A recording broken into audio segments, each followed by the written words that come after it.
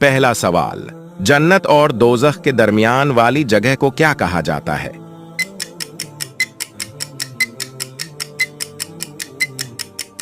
جواب، اعراف۔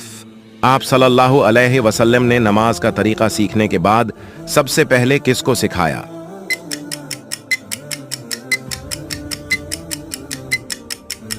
جواب، حضرت خدیجہ رضی اللہ عنہا کو۔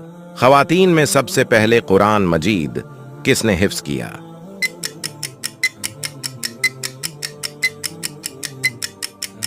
جواب، حضرت حفصہ نے۔ شاعر اسلام کس صحابی کو کہا جاتا تھا؟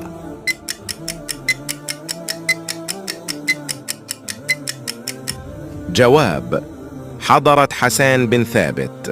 حوض کوثر کے مقام پر حضور صلی اللہ علیہ وسلم کی خدمت میں سب سے پہلے کون حاضر ہوں